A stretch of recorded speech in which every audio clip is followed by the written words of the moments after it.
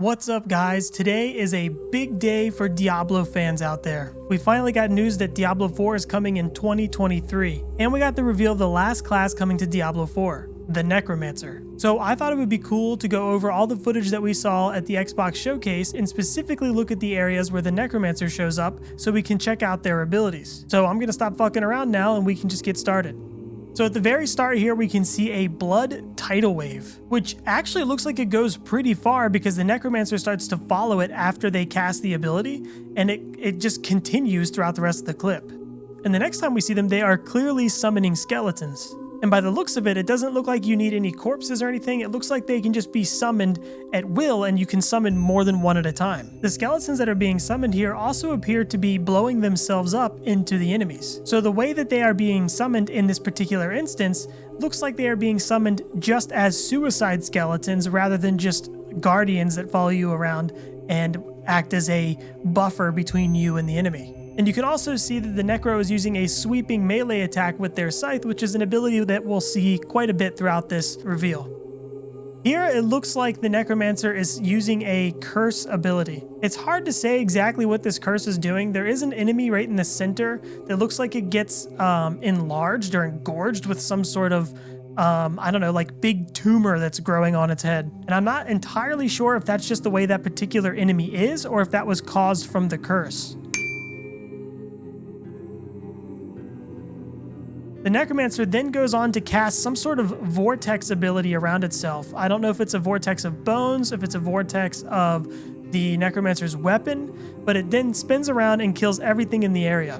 And after they all die, you can see all these corpses on the ground with a red light that is emitting from these corpses. Kind of like the Detonate Dead from Path of Exile. You know, with those little like spider enemies in Path of Exile that cast the spell on the corpses, and then you can see that right before the corpses explode, there's these a very similar looking effect. You can then see at the very end of the clip that a couple of the corpses start to explode. Now, I don't know if this is because the vortex ability is making those corpses explode. I don't know if it's because the Necromancer is self-casting corpse explosion, or if they're doing it on their own because of those red beams of light that are coming out of it. It's really hard to tell. So it appears, if we go back and look, it appears that there's a corpse right here already on the ground. That corpse already has the red beam of light coming out of it. So I think that's just to make it more obvious to the player that, hey, here's a corpse, you can explode it if you want to. I'm not entirely sure if I'm a huge fan of having these generic corpse models on the ground for your abilities like corpse explosion. I do really like how Diablo 2 had it where you could just explode the actual corpse of an enemy because it made it more immersive. But I understand why they do it, because in a game like Diablo 4 where there's actual physics and stuff, you could be fighting a bunch of enemies and they could just fly off the screen and then you'd have no corpses to blow up. So, you know, they just create these corpses at the feet where the enemy died, and that way you have, you know, something to blow up for surrounding enemies. Okay, this next little clip here, we can see that the Necromancer has a bone golem. The Necromancer then summons some skeletons and then uses another ability that looks like Bone Spear. I actually had trouble being able to see that it was Bone Spear because it blended in really well with the surroundings. I don't know if that's a good or a bad thing. I mean, honestly, once you notice it, it's pretty noticeable afterwards, and I think it's actually pretty cool. Now, here in this little scene, you can see the Necromancer using the same abilities. He's got some skeletons, he's using Bone Spear again, but if you look closely, after he casts Bone Spear, he casts another ability that looks like Bone Spear, or smaller versions of Bone Spear, but he's shooting 3 instead of 1. Now, I don't know if this is something because of like a piece of gear that he's wearing, where maybe after every single Bone Spear he casts, he can cast another one that shoots out 3, or if it's another ability like Teeth. It's hard to say, but it's definitely interesting. Okay, so here is where we get to see our first look at the Iron Golem. I mean, what else could it be, right? He's covered in armor and pieces of equipment.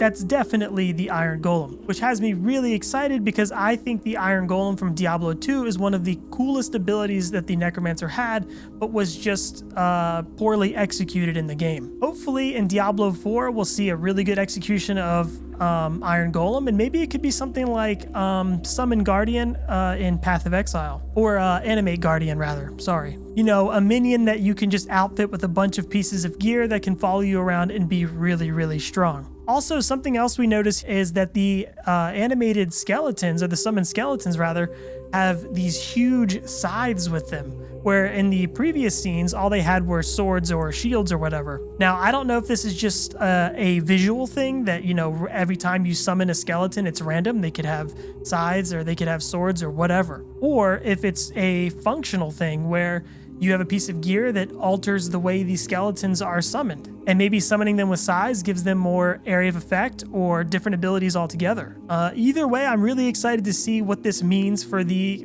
skeleton warrior. You can also see he's got some skeletal mages following him too. So skeleton mage is making a return to Diablo 4. And here's where we get to see some really cool and unique abilities. So initially the druid does an AoE like roar or whatever, and it just stuns everything in the area. But then the necromancer has this blood ability that shoots out all these bloody tendrils to the enemies around it and sucks them to the center of where they cast that spell. The necromancer then has the sweeping melee scythe ability that we saw earlier on, and then he casts what looks to be like a ball of cum or maybe like some sort of ghost flame ability. It's really kind of hard to tell in this particular scene here, but he casts that ability and then he casts a bone wall, or a bone prison rather, around all the enemies, which is actually really cool if you stop and think about it. Like if you're playing with a bunch of different players and you want to have like maybe more of a supportive role as a necromancer, you could run in, cast your bloody tendril ability, pull everything together, then cast your bone prison around it. Now everything is confined to that little area, and you can have like a sorceress cast meteors or whatever, or some other class like the demon hunter, or the rogue rather, I'm sorry, do you know, some big AoE ability on all of the mobs while they're sitting inside that prison. Now you can see them cast the cum blaster ability one more time, and then they do another swiping ability, and that about sums up that little section there. So here, I think they might be using corpse explosion, but it's really hard to tell because we can't see the actual corpse that was exploded.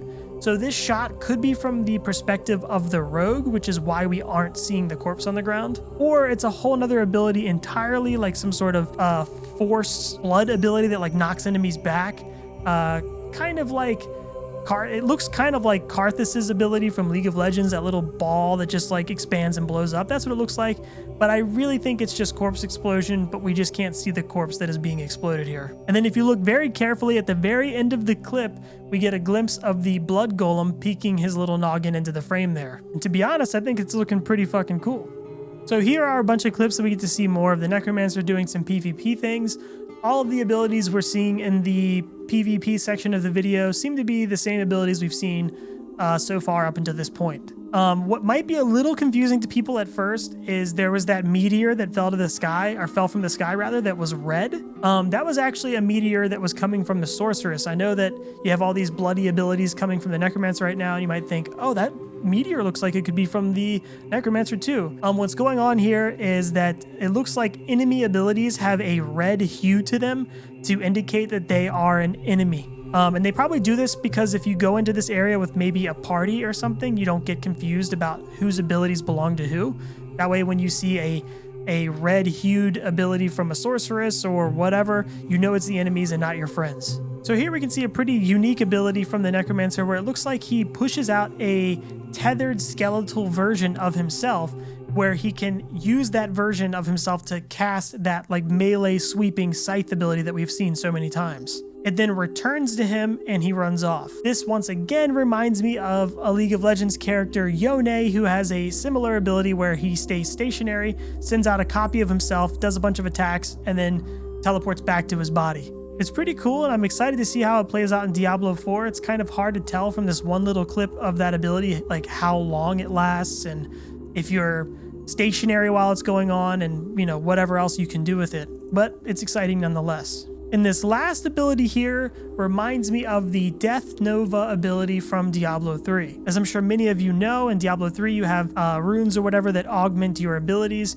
and Death Nova can be augmented to be Blood Nova. And with Blood Nova, you use some of your own health to cast a Bloody Nova around your character's feet. Now in this clip, it's kind of hard to tell.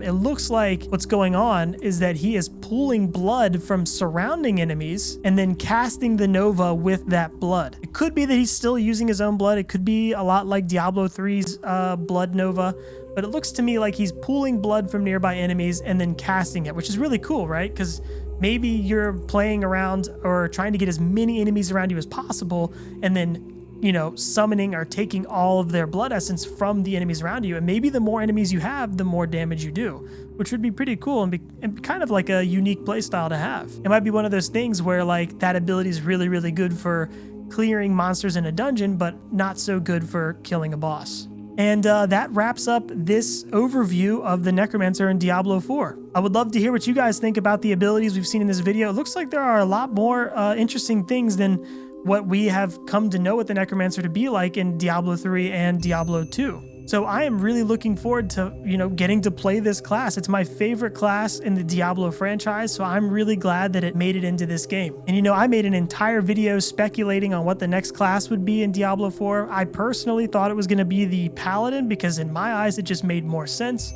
But like I said, I am very glad that it's the Necromancer. But yeah, guys, thanks for watching, and I'll see you next time.